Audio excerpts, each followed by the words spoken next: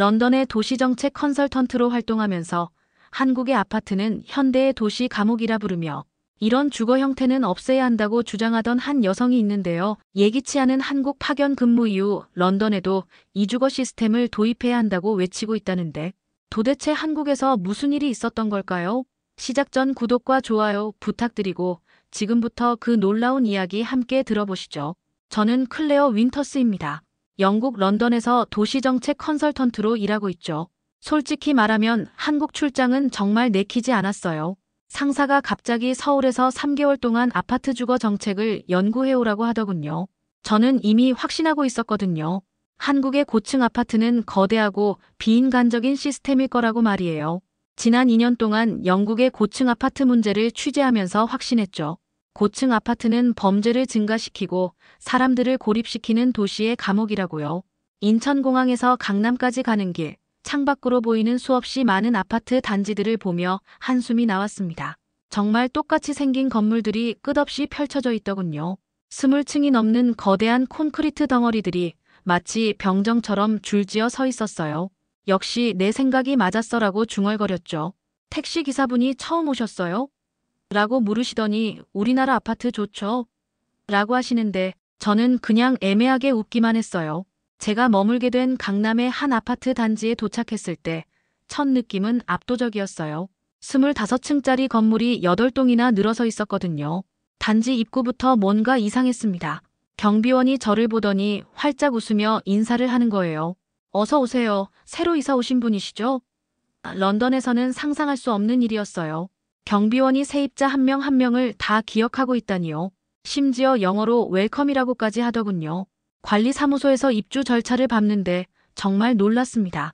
엘리베이터 카드키, 아파트 전용 앱, 택배 시스템, 심지어 실시간 CCTV까지 모든 게 디지털로 연결되어 있더군요. 관리소장이라는 분이 직접 나와서 외국에서 오셨으니 불편한 거 있으시면 언제든 연락 주세요 라고 하시면서 명함까지 주시더라고요. 처음엔 감시사회 같다는 생각이 들었어요. 너무 체계적이고 통제적인 느낌이었거든요. 모든 출입이 기록되고 모든 방문자가 등록되고 모든 택배가 추적되는 시스템이었어요. 그런데 정작 집에 들어가서 짐을 정리하고 있는데 옆집에서 초인종이 울렸어요. 문을 열어보니 중년 여성이 과일 한 봉지를 들고 서 있더군요. 새로 이사 오신 분이시죠? 혹시 필요한 거 있으시면 언제든 말씀하세요. 저는 1005호에 사는 박영이라고 해요. 저는 당황해서 그냥 고맙다고만 했습니다. 런던에서는 이웃이 먼저 찾아와서 인사하는 일이 거의 없거든요.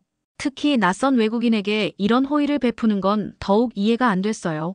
이튿날 아침 엘리베이터에서 또 다른 이웃을 만났어요. 한 할머니가 제게 영어로 웰컴이라고 하시더군요. 발음은 어색했지만 진심이 느껴졌죠. 한국 생활 어때요? 라고 한국어로 천천히 말씀하시면서 손짓 발짓까지 해가며 소통하려고 노력하시더라고요. 1층 상가에 있는 반찬 가게에 들렀을 때도 마찬가지였어요. 할머니가 저를 보더니 외국 사람이지? 김치 먹을 수 있어? 라고 물으시며 작은 통에 김치를 담아주셨어요. 제가 돈을 내려고 하니까 그냥 맛만 봐라고 하시면서 받지도 않으시더군요. 정말 이상했습니다. 이 획일적이고 차가워 보이는 아파트 단지에서 왜 이렇게 따뜻한 사람들을 만나는 걸까요? 런던의 제 집 주변에서는 이웃과 인사도 거의 하지 않는데 말이에요. 첫날 밤 베란다에서 단지를 내려다보며 생각했습니다. 수백 개의 창문에서 나오는 불빛들이 보였어요. 각각의 창문 뒤에는 가족들이 저녁을 먹고 텔레비전을 보고 일상을 보내고 있겠죠. 내가 뭔가 놓치고 있는 건 아닐까? 하지만 여전히 확신했어요. 이런 건 그냥 한국 사람들의 친절함일 뿐이고 구조적으로는 여전히 비인간적인 시스템이라고 말이죠. 그때까지는 말입니다. 회사 첫 출근 날 저는 완전히 당황했습니다. 동료들이 저를 너무 따뜻하게 맞아주는 거예요. 김대리라는 분이 제 책상으로 와서 클레어 씨, 점심 같이 드실래요? 맛있는 곳 안내해드릴게요 라고 하더군요. 저는 혼자 먹는 게 편하다고 했는데 오히려 외국에서 혼자 계시는데 어떻게 혼자 드세요 라며 더 신경 써주려고 하는 거예요. 런던에서는 새로운 직원이라도 각자 알아서 점심을 해결하는 게 일반적인데 여기서는 왜 이렇게 챙겨주는 걸까요? 점심시간에 가게 된 식당에서도 놀랐습니다. 다들 제가 한국 음식을 잘 먹는지, 매운 건 괜찮은지, 젓가락질은 할 줄 아는지 물어보더군요. 그냥 궁금해서가 아니라 정말 걱정하는 표정이었어요. 박 과장이라는 분은 혹시 영국 음식 그리우시면 이태원에 좋은 펍 있는데 같이 가실래요? 라고까지 하시더군요. 심지어 한국 생활 어려운 거 있으면 언제든 말씀하세요. 저희가 도와드릴게요 라고 하시면서 진심으로 걱정해 주시는 모습이었어요. 식당에서도 제가 못 먹는 음식이 있는지, 알레르기는 없는지 계속 확인해 주시더라고요. 솔직히 말하면 너무 부담스러웠어요. 런던에서는 동료들과 이렇게까지 개인적인 이야기를 하지 않거든요. 각자 일하고 각자 살죠. 점심시간에도 대부분 혼자 먹거나 최대 2~3명이서 간단히 먹고 오는 게 전부예요. 그런데 여기서는 왜 이렇게 제 사생활까지 신경 쓰는 걸까요? 심지어 한국 드라마 보세요. 요즘 재밌는 거 추천해 드릴까요? 라는 말까지 들었어요. 집에 돌아와서도 마찬가지였어요. 아파트 커뮤니티 게시판에 제가 외국인이라는 소식이 퍼졌나 봅니다. 엘리베이터에서 만나는 사람마다 영국에서 오셨다면서요? 한국 생활은 어떠세요? 라고 물어보더군요. 심지어 어떤 아주머니는 혹시 한국 드라마 보세요? 요즘 재밌는 거 추천해 드릴까요? 라고까지 하시는 거예요. 복도에서 우연히 만난 할아버지는 영국은 날씨가 어때요? 여기 겨울은 추울 텐데 괜찮아요? 라고 물으시면서 진짜 걱정하는 표정을 지으시더라고요. 이상했습니다. 이 사람들은 도대체 왜 낯선 외국인에게 이렇게 관심을 보이는 걸까요? 뭔가 목적이 있는 건 아닐까 하는 생각도 들었어요. 하지만 며칠 지켜보니 그런 게 아니더군요. 그냥 순수하게 관심을 갖고 도와주려는 마음인 것 같았어요. 엘리베이터에서 만난 젊은 엄마는 아이 키우시면 한국 육아용품 좋은 거 많아요. 필요하시면 언제든 물어보세요 라고 하시고 대학생 같은 젊은이는 영어 공부하고 있는데 가끔 대화 연습 도와주실 수 있어요? 라고 부탁하기도 했어요. 주말에 아파트 단지 안을 산책하다가 놀이터 근처에서 주민 모임이 있는 걸 봤습니다. 바비큐 파티 같은 거였는데 한 아주머니가 저를 보더니 같이 드실래요? 라고 하더군요. 저는 괜찮다고 했는데 혼자 계시는데 어떻게 혼자 드세요? 라며 억지로 끌고 가더군요. 정말 싫다고 할 수 없는 분위기였어요. 그 자리에서 정말 많은 사람들을 만났어요. 의사, 교사, 회사원, 심지어 은퇴하신 할아버지까지. 모두가 제게 한국 생활에 대해 물어보고 도움이 필요한 건 없는지 확인하더군요. 어떤 분은 영국 음식 그리우시면 홈플러스에서 파는 수입식품 코너 알려드릴까요? 라고 하시고 또 다른 분은 병원 갈 일 있으시면 영어 되는 곳 알려드릴게요 라고 하시더군요. 그날 밤 집에 돌아와서 정말 혼란스러웠습니다. 도대체 이 사람들은 왜 이렇게 친절한 걸까요? 런던에서는 10년을 살아도 이웃 이름을 모르는 경우가 많은데 여기서는 일주일 만에 수십 명의 이웃을 알게 됐어요. 너무 따뜻해서 오히려 불편할 정도였죠. 이런 관심과 배려가 진짜일까? 아니면 외국인이라서 특별히 신경 써주는 걸까 하는 생각도 들었어요.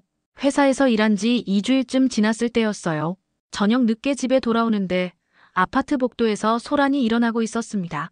5살쯤 되어 보이는 아이가 울고 있더군요. 길을 잃은 것 같았어요. 아이는 파자마 차림으로 맨발인 채 복도를 돌아다니며 엄마 엄마 하고 울고 있었죠. 처음엔 그냥 지나치려 했습니다. 런던에서라면 당연한 일이죠. 남의 일에 끼어들지 않는 게 일반적이죠. 게다가 외국인인 제가 나서면 오히려 문제가 될 수도 있다고 생각했어요. 그런데 이상한 일이 벌어졌어요. 복도에 있던 사람들이 하나둘씩 모여들기 시작하는 거예요. 얘야, 집이 어디야? 한 아주머니가 아이에게 다가가며 물었어요. 아이는 계속 울기만 했죠. 그러자 다른 사람들도 나타났습니다. 위층에서 내려온 할아버지, 옆동에서 온 젊은 부부, 심지어 경비원까지 뛰어왔어요. 정말 놀라운 일이 벌어졌습니다. 한 사람은 아이를 달래고 다른 사람은 관리사무소에 연락하고 또 다른 사람은 각 층을 돌아다니며 아이 부모를 찾기 시작했어요. 마치 모든 사람이 자기 일인 것처럼 행동하더군요. 저는 멀찍이 서서 그 장면을 지켜봤습니다. 런던이었다면 어땠을까요? 아마 한두 사람이 신경 쓰다가 경찰에 신고하고 끝이었을 거예요. 절대 이렇게 많은 사람이 직접 나서지는 않았을 거거든요. 누군가 CCTV 확인해보자라고 하니까 경비원이 바로 관리사무소로 달려갔어요. 또 다른 사람은 아이가 추울 텐데라며 자기 집에서 담요를 가져왔죠. 가장 놀라운 건 그 과정에서 아무도 짜증내거나 귀찮아하지 않았다는 거예요. 밤 10시가 넘은 시간인데도 모든 사람이 자연스럽게 도와주고 있었어요. 심지어 어떤 할머니는 배고플 텐데라며 우유와 과자를 가져오기까지 했어요. 15분쯤 지나서 아이 엄마가 나타났어요. 위층에서 잠깐 졸았다가 아이가 없어진 걸 뒤늦게 안 거였죠. 아이 엄마는 눈물을 흘리며 모든 사람에게 고개를 숙여 인사했어요. 정말 죄송해요, 감사해요라고 계속 말하면서요. 그 순간 저는 뭔가 이상한 느낌이 들었습니다. 가슴이 뭉클해지면서 동시에 부끄러워졌어요. 저는 왜 그냥 구경만 하고 있었을까요? 왜 도와주려는 생각을 하지 못했을까요? 그날 밤 잠이 안 왔어요. 계속 그 장면이 머릿속에 맴돌았거든요. 왜 그 사람들은 남의 아이를 위해 그렇게 애쓴 걸까요? 의무도 아니고 책임도 아닌데 말이에요. 그리고 왜 저는 그냥 서서 지켜보기만 했을까요? 다음 날 아침 엘리베이터에서 어제 아이를 찾아준 할아버지를 만났어요. 저는 용기를 내서 물어봤습니다. 어제 왜 그렇게 도와주셨어요? 할아버지는 웃으며 대답하셨어요. 여기서 같이 사는 사이인데 당연한 거 아닌가요? 당연한 거라고요? 저에게는 전혀 당연하지 않았어요. 오히려 놀랍고 이상한 일이었거든요. 그 순간 처음으로 생각했습니다. 내가 뭔가 잘못 이해하고 있는 건 아닐까? 제가 지금까지 아파트에 대해 가지고 있던 편견이 틀렸을 수도 있다는 생각이 들었어요. 그 주말, 저는 아파트 단지를 천천히 걸어 다녔어요. 놀이터에서 노는 아이들, 벤치에 앉아 이야기하는 어른들, 산책하는 노인들을 유심히 지켜봤죠. 모든 게 평범해 보이는데 뭔가 달랐어요. 사람들이 서로를 알고 있더군요. 그냥 아는 정도가 아니라 관심을 갖고 지켜보고 있었어요. 한 달이 지나니 제 일상에도 변화가 생겼습니다. 아침마다 지하 헬스장에 가기 시작했거든요. 처음엔 혼자 운동하려고 했는데 자꾸 같은 사람들과 마주치더군요. 인사를 안 할 수가 없었어요. 매일 같은 시간에 같은 장소에서 만나다 보니 자연스럽게 얼굴을 익히게 됐죠. 러닝머신에서 항상 보는 분이시네요. 이정호라는 회사원이 말을 걸었어요. 영국에서 오셨다고 들었는데 한국 헬스장은 어떠세요? 저는 영국 헬스장과 비교해서 이야기했죠. 영국은 대부분 개별적으로 운동해요. 서로 말을 거는 일은 거의 없어요. 그러자 이정호가 신기하다는 표정을 지었어요. 여기서는 자주 보는 사람들과 인사하는 게 자연스러워요. 며칠 후엔 운동 후에 같이 커피를 마시게 됐습니다. 이정호뿐만 아니라 다른 사람들도 합류했어요. 주부인 김민정 씨, 은퇴한 박 선생님, 대학생 준호까지 모두 이 아파트에 사는 사람들이었죠. 헬스장 카페에서 함께 앉아 이야기하는 시간이 점점 길어졌어요. 각자의 직업, 취미, 가족 이야기까지 나누게 됐죠. 영국 집은 어떻게 생겼어요? 김민정 씨가 물었어요. 저는 런던에 제 집을 설명했습니다. 2층 집이고 앞마당과 뒷마당이 있고 이웃과는 담장으로 분리되어 있다고 말이죠. 정원이 있으면 좋겠네요. 하지만 외로울 것 같기도 하고요. 박 선생님이 말씀하셨어요. 그럼 이웃과 만날 일이 별로 없겠네요? 맞았어요. 영국에서는 정말 이웃과 만날 일이 없었거든요. 각자 자기 집 앞문으로 들어가고 각자 자기 정원에서 시간을 보내죠. 의도적으로 만나려고 하지 않는 이상 마주칠 일이 거의 없어요. 쇼핑도 각자 차를 타고 멀리 있는 대형마트에 가고 운동도 개별적으로 하고 모든 게 분리되어 있어요. 여기는 달라요. 준호가 말했어요. 엘리베이터 타면서 인사하게 되고 놀이터에서 마주치고 헬스장에서도 보고 자연스럽게 알게 되죠. 정말 그랬어요. 저도 모르는 사이에 수많은 사람들과 자연스럽게 인사하는 사이가 되어 있었거든요. 심지어 복도에서 만나면 오늘 운동 안 가세요? 라고 묻는 사람도 있었어요. 어느 날은 회사 동료들이 한강 바비큐 파티에 초대해줬어요. 처음엔 부담스러워서 거절하려 했는데 한국 생활의 진짜 재미를 알려드릴게요라며 억지로 끌고 가더군요. 한강공원에서 치킨과 맥주를 마시며 이야기하는 시간이 이렇게 즐거울 줄 몰랐어요. 회사에서는 좀 딱딱하게 느껴졌던 사람들이 완전히 다른 모습이었어요. 클레어 씨는 영국에서도 이렇게 동료들과 자주 만나요? 김 대리가 물었어요. 저는 솔직하게 대답했습니다. 거의 안 만나요. 각자 일 끝나면 집에 가죠. 가끔 금요일에 펍에서 한잔하는 정도예요. 사람들이 놀란 표정을 지었어요. 그럼 외롭지 않아요? 외로웠나요? 생각해보니 외로웠던 것 같아요. 하지만 그게 당연한 줄 알았거든요. 개인의 프라이버시를 존중하는 게 문명인의 방식이라고 생각했으니까요. 그런데 여기서는 달랐어요. 프라이버시를 침해하지 않으면서도 관심을 갖고 배려해 주더군요. 김민정 씨는 혹시 감기 기운 있으면 생강차 끓여드릴까요? 라고 하시고 박 선생님은 주말에 시간 있으면 서울 구경 안내해 드릴게요 라고 하시고 준호는 영어 공부하고 있는데 가끔 대화 상대해 주세요 라고 부탁하기도 했어요. 그날 밤 집에 돌아가면서 생각했습니다. 영국은 집이 이웃을 끊지만 여기는 이웃을 연결한다. 같은 아파트에 살면서 자연스럽게 만나게 되고 만나다 보니 관심을 갖게 되고 관심을 갖다 보니 관계가 생기는 거였어요. 구조가 관계를 만드는 거였죠. 엘리베이터, 헬스장, 놀이터, 상가 모든 것이 사람들을 연결시키는 장치 같았어요. 2달째가 되니 제가 한국 아파트에 대해 느끼는 감정이 완전히 바뀌었습니다. 처음엔 획일적이고 차가워 보였던 이 공간이 이제는 따뜻하고 안전하게 느껴졌어요. 본국에 보고서를 써야 할 시간이 됐죠. 상사가 중간 보고를 요청했거든요. 한국 아파트의 정서적 메커니즘에 대한 보고서라는 제목으로 글을 쓰기 시작했습니다. 한국의 아파트는 단순한 주거 공간이 아니라 공동체를 만들어내는 시스템이라고 썼어요. 구조적으로 사람들이 만날 수밖에 없게 설계되어 있고 그 만남이 자연스럽게 관계로 이어진다고 분석했죠. 엘리베이터는 강제적 사회적 만남을 만들고 공용시설들은 자연스러운 교류를 유도하며 관리 시스템은 공동체 의식을 강화한다고 설명했어요. 상사에게 이메일로 보고서를 보냈더니 전화가 왔어요. 클레어, 이게 정말 가능한 일인가? 아파트 구조만으로 공동체가 형성된다는 게 너무 이상적으로 들리는데 저는 확신을 가지고 대답했습니다. 전 가능하다고 믿어요. 직접 경험했거든요. 데이터로도 증명할 수 있습니다. 실제로 그랬어요. 제가 머무는 동안 관찰한 것들을 구체적으로 설명했죠. 범죄율이 낮고 이웃 간 갈등이 적으며 공동체 활동 참여율이 높다는 점들을 말이에요. 단순히 건물 구조의 문제가 아니라 사회적 시스템이 통합적으로 작동하고 있어요 라고 덧붙였어요. 그 주말 아파트 친구들과 노래방에 갔어요. 이정호, 김민정 씨, 준호와 함께 말이죠. 저는 노래방이 처음이었는데 정말 신기했어요. 서로 격려하고 박수 쳐주고 함께 웃고 즐기는 문화가 낯설지만 좋았어요. 런던에서는 이런 단체 오락 문화가 거의 없거든요. 클레어 씨, 영국 노래 불러보세요. 준호가 소리쳤어요. 저는 비틀즈의 옐로우 서브마린을 불렀죠. 한국어로 함께 부르는 부분에서는 모두가 따라 부르려고 노력하더군요.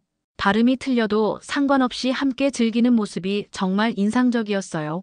우리도 한국어 가르쳐 드릴 테니까 영어도 가르쳐 주세요 라고 김민정 씨가 말했어요. 노래방 후에는 치킨을 시켜서 김민정 씨 집에서 먹었어요. 함께 드라마도 봤죠. 이거 요즘 인기 많은 거예요. 클레어 씨도 한번 보세요. 처음엔 이해가 안 됐지만 점점 빠져들더군요. 중간중간 모르는 한국 문화를 설명해주는 친구들 덕분에 더 재미있었어요. 이 장면에서 왜 저렇게 하는 거예요? 라고 물으면 친절하게 설명해 주었어요. 그날 밤 집에 돌아와서 깨달았습니다. 내가 여기에 속했구나. 더 이상 외국인 손님이 아니라 이 공동체의 일원이 된 것 같았어요. 누군가 저를 기다리고 제가 없으면 궁금해하고 함께 시간을 보내고 싶어하는 사람들이 생겼거든요. 이정호는 내일 헬스장에서 봐요라고 했고 김민정 씨는 다음 주에 아이들과 놀이터에서 놀 건데 같이 나와요라고 했어요. 베란다에서 단지를 내려다보며 생각했습니다. 이 공간은 단순히 편리한 게 아니에요. 편리함과 정서적 연결이 함께 설계되어 있어요. 택배 시스템은 택배기사와 주민들의 자연스러운 인사를 만들고 커뮤니티 공간은 우연한 만남을 유도하고 보안 시스템은 서로를 돌보는 문화를 만들어내죠. 모든 것이 사람들을 연결시키면서도 각자의 프라이버시는 보호해주고 있었어요. 주거라는 게 이런 건가 봅니다. 그냥 잠자는 곳이 아니라 삶을 나누는 곳. 혼자 사는 게 아니라 함께 사는 걸 자연스럽게 만들어주는 곳 말이에요. 런던의 제 집은 완벽하게 독립적이지만 외로웠어요. 여기는 조금 복잡하지만 따뜻했어요. 제가 아프면 걱정해주는 사람이 있고 기쁜 일이 있으면 함께 기뻐해주는 사람이 있고 심심하면 함께 시간을 보낼 수 있는 사람들이 있었어요. 다음 날 본국에 추가 보고서를 보냈어요. 한국 아파트 모델의 감정적 설계 원리라는 제목으로 말이죠. 단순히 기능적 편의성이 아니라 사회적 연결의 메커니즘에 대해 자세히 분석했어요.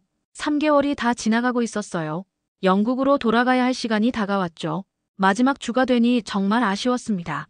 이상하게도 처음 한국에 올 때의 마음과는 정반대였어요. 떠나고 싶지 않았거든요. 퇴사 전날 회사에서 깜짝 송별회를 열어줬어요. 김 대리가 케이크를 준비하고 박 과장은 영국 홍차 세트를 선물해줬어요.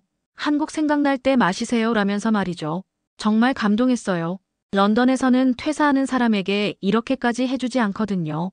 보통 간단한 카드나 꽃다발 정도가 전부예요. 클레어 씨 덕분에 한국 아파트를 다른 시각으로 보게 됐어요. 김 대리가 말했어요. 우리도 당연하게 생각했던 것들이 사실은 특별한 거였구나 싶어요. 저는 고개를 끄덕였어요. 저야말로 많이 배웠어요. 건축 구조와 공간 배치, 시스템이 사람의 행동과 관계를 바꾸니 건물이 사람을 가르칠 수 있다는 걸 처음 알았거든요. 정말 그랬어요. 물리적 공간이 인간의 행동과 감정에 미치는 영향을 직접 체험한 거였죠. 회사 사람들은 다음에 또 오세요. 우리가 영국 갈 때는 안내해 주셔야 해요라고 했어요. 단순한 인사치레가 아니라 정말 진심인 것 같았어요. 박 과장은 클레어 씨 보고서 때문에 우리도 한국 아파트의 장점을 새롭게 인식하게 됐어요 라고 하시더군요. 집에 돌아와서도 이웃들의 배웅이 이어졌어요. 엘리베이터에서 만난 할머니는 다음에 또 와야 해라며 김치를 한 통 더 주셨어요. 이거 냉동실에 얼려뒀다가 영국에서 먹으라고 하시면서요. 헬스장 친구들은 영국 가서도 운동 열심히 하세요. 우리도 계속 연락해요라며 웃어줬죠. 이정호는 연락 자주 해요. 카카오톡 깔아드릴게요라며 핸드폰을 설정해줬어요. 김민정 씨는 아이들 키우게 되면 한국 육아 방법 알려드릴게요라고 했고, 준호는 영국 친구들한테 한국 소개 많이 해주세요라고 부탁했어요. 심지어 처음 반찬 가게 할머니까지 외국 사람도 우리 김치 좋아한다고 자랑하고 다닐 거야라며 웃으시더군요. 마지막 밤 베란다에 나가서 단지를 천천히 둘러봤습니다. 3개월 전에는 차가운 콘크리트 덩어리로 보였던 이 건물들이 이제는 전혀 달라 보였어요. 각 창문마다 사람들의 이야기가 있고, 각 층마다 만남과 인사가 있고, 각 동마다 공동체의 온기가 있더군요. 놀이터에서는 아직도 아이들이 놀고 있었고, 산책로에서는 커플들이 걸어다니고 있었어요. 벽이 날 가르쳤다. 그런 생각이 들었어요. 물리적인 벽으로 나뉘어 있지만 그 벽 때문에 오히려 사람들이 연결되는 구조. 개인의 공간은 보장하면서도 공동의 경험은 자연스럽게 만들어내는 설계. 정말 놀라운 일이었어요. 제가 지금까지 가지고 있던 아파트에 대한 모든 편견이 잘못됐다는 걸 깨달았죠. 다음 날 아침 공항으로 가는 택시에서 뒤돌아보니 아파트 단지가 보였어요. 처음 왔을 때는 획일적이고 삭막해 보였던 그 풍경이 이제는 따뜻하고 그리워 보였죠. 3개월 동안 제가 이렇게 많이 변할 줄 몰랐어요. 택시 기사분이 한국 어떠셨어요? 라고 물으시더니 다음에 또 오세요 라고 하시는데 눈물이 날 뻔했어요. 인천공항에서 출국 수속을 하면서도 계속 생각했습니다. 한국 아파트는 정말 특별한 곳이에요. 기능적이면서도 감정적이고 개인적이면서도 공동체적이고 현대적이면서도 인간적이죠. 이런 공간에서 3개월을 살 수 있어서 정말 행운이었어요. 저는 완전히 다른 사람이 되어서 돌아가는 거였어요. 런던에 돌아온 첫 주, 저는 제가 예전에 쓴 칼럼을 다시 읽어봤어요. 한국 아파트, 도시 감옥의 현실이라는 제목의 글이었죠. 읽으면서 얼굴이 빨개졌습니다. 정말 편견에 가득 찬 글이었거든요. 획일적 구조가 개성을 말살한다. 고층 건물이 인간 소외를 가속화한다. 감시 시스템이 자유를 억압한다. 이런 내용들이 가득했어요. 저는 즉시 그 칼럼을 삭제했어요. 그리고 새로운 글을 쓰기 시작했습니다. 한국의 아파트는 박스가 아니다. 그것은 정서를 조립한 공동체의 설계도다라는 제목으로 말이죠. 이번엔 제가 직접 경험한 내용들을 바탕으로 썼어요. 그래서 저는 한국 아파트의 진짜 모습을 담으려고 노력했어요. 단순히 주거 기능만 제공하는 게 아니라 사람들의 관계를 만들어내는 공간이라고 썼죠. 구조가 어떻게 행동을 유도하고 공간이 어떻게 감정을 만들어내는지 자세히 설명했습니다. 엘리베이터는 강제적 사회화 장치이자 자연스러운 소통의 통로다. 공용시설은 우연한 만남을 필연적 관계로 발전시킨다. 디지털 시스템은 편의성과 함께 공동체 의식을 강화한다라고 분석했어요. 영국의 개별주택은 독립성을 보장하지만 고립을 만들어낸다. 반면 한국의 아파트는 집단 거주지만 연결을 만들어낸다라고 썼어요. 문제는 건물의 형태가 아니라 그 안에 담긴 철학이다라는 문장으로 마무리했죠. 정말 그렇게 생각했거든요. 같은 고층 주거라도 어떤 가치를 담느냐에 따라 완전히 다른 결과를 만들어낼 수 있다는 걸 깨달았어요. 상사가 제 글을 읽어보더니 깜짝 놀라는 표정을 지었어요. 클레어, 이 내용이 정말 사실인가? 아파트 구조만으로 이런 변화가 가능하다고. 너무 극적인 변화 같은데. 저는 자신 있게 대답했습니다. 직접 경험했습니다. 데이터로도 증명할 수 있어요. 필요하다면 현지 조사 자료도 첨부하겠습니다. 며칠 후 상사가 다시 저를 불렀어요. 이 보고서를 정부 회의에 제출하려고 한다. 영국도 주거 정책을 새롭게 검토해야 할 때 같아. 특히 고층 주거에 대한 부정적 인식을 바꿔야 한다는 의견이 나오고 있거든. 정말 놀라웠어요. 제가 쓴 한국 아파트 이야기가 영국 정책에 영향을 줄 수도 있다니 말이에요. 그 주말 친구들과 만났어요. 모두 제 한국 이야기를 궁금해했죠. 정말 이웃들과 그렇게 친해졌어? 사라가 물었어요. 여기선 옆집 사람 이름도 모르는데 말이야. 저는 한국에서 찍은 사진들을 보여줬어요. 아파트 친구들과 함께 찍은 노래방 사진, 바비큐 파티 사진, 헬스장에서의 모습들 말이죠. 와, 정말 다르네. 톰이 감탄했어요. 나도 가보고 싶어. 당장 워킹홀리데이 알아봐야겠다. 마리아도 우리 동네도 이런 커뮤니티가 있으면 좋겠다고 했어요. 다른 친구들도 비슷한 반응이었어요. 한국의 아파트 문화가 이렇게 매력적으로 들릴 줄 몰랐거든요. 그날 밤 집에 혼자 앉아 있는데 정말 조용했어요. 런던의 제 집은 조용하다 못해 적막했죠. 이웃의 소리도 들리지 않고 복도에서 만날 사람도 없고 그냥 완전히 혼자였어요. 한국에 있을 때는 항상 누군가의 존재가 느껴졌는데 말이에요. 복도에서 들리는 발자국 소리, 엘리베이터에서 만나는 인사, 창밖으로 보이는 이웃들의 일상이 모두 그리웠어요. 카카오톡으로 한국 친구들과 영상통화를 했어요. 이정호는 여전히 헬스장에서 운동하고 있다고 했고 김민정 씨는 새로 이사온 외국인 가족을 도와주고 있다고 했어요. 준호는 클레어 누나 없으니까 노래방이 심심해요라며 웃었죠. 다음에 또 언제 와요? 기다리고 있을게요라고 모두가 말했어요. 언제 다시 올 거예요? 이정호가 물었어요. 저는 꼭 다시 갈 거예요. 이번엔 더 오래 있으려고요라고 대답했어요. 정말 그런 마음이었거든요. 한국에서의 3개월이 제 인생에서 가장 따뜻했던 시간 중 하나였으니까요. 통화를 끝내고 창밖을 바라봤어요. 회색빛 런던 하늘이 보였죠. 나쁘지 않은 풍경이지만 뭔가 아쉬웠어요. 한국의 아파트 단지에서 보던 따뜻한 불빛들이 그리워졌어요. 각 창문에서 나오는 빛들이 서로 연결되어 있는 것 같았던 그 느낌 말이에요. 한 달이 지나니 제가 한국에서 경험한 일들이 더욱 소중하게 느껴졌어요. 런던에서의 일상은 예전과 똑같았지만 제 마음은 완전히 달라져 있었거든요. 주거라는 것에 대한 생각, 공동체에 대한 생각, 이웃에 대한 생각이 모두 바뀌었어요. 집이라는 게 단순히 개인적 공간이 아니라 사회적 관계의 출발점이라는 걸 깨달았죠. 어느 날 친구들과 모임을 가졌는데 모두 제 변화를 신기해했어요. 클레어가 이렇게 사람들 이야기를 많이 한 적이 없는데? 마리아가 웃으며 말했어요. 맞아요. 예전에 저는 개인주의적이고 독립적인 걸 자랑스러워했거든요. 하지만 이제는 연결되어 있다는 느낌이 얼마나 소중한지 알게 됐어요. 혼자서도 행복할 수 있지만 함께 있을 때 더 완전해진다는 걸 배웠어요. 한국 친구들 소식은 어때? 사라가 물었어요. 저는 핸드폰을 꺼내서 카카오톡 메시지들을 보여줬어요. 매일매일 안부를 묻고 일상을 공유하고 서로를 응원하는 메시지들이 가득했죠. 우리도 이렇게 연락하면 좋겠다고 톰이 말했어요. 정말 그랬어요. 영국 친구들과는 만날 때만 연락하는 정도였는데 한국 친구들과는 일상을 계속 공유하고 있었어요. 그래서 우리도 단체 채팅방을 만들었어요. 런던 친구들끼리 말이죠. 처음엔 어색했지만 점점 자연스러워졌어요. 서로의 일상을 공유하고 힘든 일이 있으면 격려해주고 좋은 일이 있으면 축하해주는 문화가 생겼죠. 한국에서 배운 소통 방식이었어요. 오늘 어땠어? 힘내. 축하해. 이런 간단한 메시지들이 일상을 얼마나 따뜻하게 만드는지 깨달았어요. 회사에서도 변화가 있었어요. 제가 한국식 커뮤니케이션을 도입해보자고 제안했거든요. 점심시간에 함께 먹기, 프로젝트 끝나면 간단한 모임하기, 개인적인 관심도 조금씩 나누기. 처음엔 동료들이 어색해했지만 점점 분위기가 좋아졌어요. 업무 효율도 올라가고 스트레스도 줄어든 것 같아요 라는 반응이 나왔어요. 클레어, 요즘 우리 팀 분위기가 정말 좋아졌네. 팀장이 저에게 말했어요. 한국에서 뭘 배우고 온 거야? 저는 웃으며 대답했어요. 공간이 사람을 바꾼다는 걸 배웠어요. 그리고 사람이 공간을 바꿀 수도 있다는 것도요. 정말 그랬어요. 물리적 환경을 바꿀 수는 없어도 그 안에서의 관계와 소통 방식은 바꿀 수 있다는 걸 깨달았어요. 주말마다 한국 친구들과 영상통화를 했어요. 여전히 그 아파트 단지 안에서 활발하게 지내고 있더군요.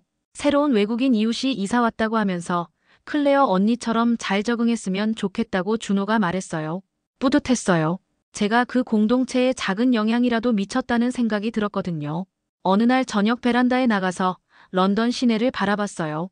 개별 주택들이 줄지어 늘어서 있는 모습이 보였죠. 나쁘지 않은 풍경이지만 뭔가 아쉬웠어요. 각자의 공간에 갇혀서 서로를 모르며 사는 사람들의 모습이 보였거든요. 한국 아파트 단지의 활기찬 모습과는 너무 대조적이었어요.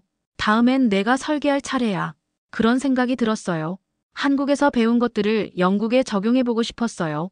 개인의 프라이버시는 보장하면서도 자연스러운 만남을 유도하는 주거 공간, 기술과 인간미가 조화된 시스템, 혼자서도 편안하지만 함께 있을 때 더 따뜻한 공동체 말이에요. 제 전문 분야를 살려서 새로운 주거 모델을 제안해보고 싶었어요. 창밖의 회색 런던을 바라보며 중얼거렸어요. 벽은 나를 가뒀지만 층은 나를 연결했다. 다시 한국으로 돌아갈 날을 기다릴게요. 정말 그런 마음이었어요. 한국이 제게 가르쳐준 것들을 더 깊이 배우고 싶었고 그 따뜻함 속에서 다시 살고 싶었거든요. 그날 밤 상사에게 이메일을 보냈어요. 한국 아파트 연구 프로젝트 연장 가능한지 문의드립니다. 더 깊이 있는 연구가 필요할 것 같습니다. 특히 공동체 형성 메커니즘에 대한 장기적 관찰이 필요합니다. 정말 그런 이유도 있었지만 솔직히 말하면 그냥 다시 가고 싶었어요. 제가 속해 있다고 느꼈던 그 공간으로, 제가 사랑하게 된 그 사람들에게로 말이에요. 며칠 후 답장이 왔어요. 승인됐습니다. 이번엔 6개월 프로젝트로 진행하겠습니다. 정부에서도 관심을 갖고 있어서 예산이 늘어났습니다. 저는 기뻐서 소리를 질렀어요. 한국 친구들에게 바로 메시지를 보냈죠. 다시 갑니다. 모두 환영한다며 기뻐했어요. 이번엔 더 오래 있으니까 진짜 주민이 될 수 있겠네요. 라고 김민정 씨가 말했어요. 이번엔 다를 거예요. 관찰자가 아니라 진짜 주민으로 살아보려고요. 한국의 아파트가 저에게 가르쳐준 것처럼 이번엔 제가 그 공동체에 무언가 기여할 수 있기를 바라요. 벽으로 나뉘어 있지만 마음으로 연결된 그 특별한 공간에서 말이에요. 건물이 사람을 가르쳤듯이 이번엔 제가 그 건물과 사람들에게 무언가를 돌려줄 차례였어요. 영국과 한국을 연결하는 다리가 되고 싶었어요. 두 나라의 주거 문화를 이해하고 서로에게 배울 점을 전해주는 역할 말이에요. 마지막 주말 런던 친구들과 함께 한국식 치킨을 먹으러 갔어요. 한국에서 배운 대로 다 같이 나눠 먹고 서로 안주를 권하고 이야기를 나누는 시간을 가졌어요. 정말 재밌네. 우리도 앞으로 이렇게 모이자고 사라가 말했어요. 작은 변화였지만 의미 있었어요. 한국에서 배운 함께하는 문화를 조금씩 전파하고 있는 거였으니까요. 그날 밤 짐을 정리하면서 생각했어요. 한국으로 다시 가는 제 마음이 설렜어요. 이번엔 정말 그 공동체의 일원으로 살아보고 싶었어요. 그리고 언젠가는 영국에도 한국 아파트 같은 따뜻한 공동체를 만들어보고 싶었어요. 벽이 사람을 가르는 게 아니라 연결하는 공간, 층이 고립이 아니라 소통을 만드는 구조를 말이에요. 창밖을 바라보며 마지막으로 중얼거렸어요. 이제 정말 알겠어. 집이라는 건 건물이 아니라 관계구나. 그리고 좋은 건물은 좋은 관계를 만들어내는 거고. 한국이 제게 가르쳐준 가장 소중한 깨달음이었어요. 벽으로 쌓은 편견을 무너뜨리고 층으로 쌓은 공동체의 진짜 의미를 깨달은 3개월이었죠. 벽은 나를 가뒀지만 층은 나를 연결시켰다. 이 아파트는 단순한 건물이 아니라 사람을 바꾸는 공간이었다. 그저 구조물인 줄만 알았던 한국의 아파트가 한 사람의 생각을, 삶을, 관계를 완전히 바꿔버린 거죠. 다시 한국으로 돌아갈 날을 손꼽아 기다리고 있다는 그녀. 도시 속 따뜻한 공동체를 꿈꾸게 만든 이 공간. 어쩌면 한국 아파트는 단순한 집을 넘어서 사람이 함께 살아가는 법을 알려주는 곳인지도 모르겠습니다. 오늘도 누군가는 한국의 한 아파트 단지에서 이웃의 안부를 묻고 문 너머로 정을 나누고 있겠죠. 오늘 이야기 어떻게 들으셨나요? 다음 시간에도 세계가 놀란 한국 이야기로 다시 찾아오겠습니다. 구독과 좋아요는 제작에 큰 힘이 됩니다. 시청해주셔서 감사합니다.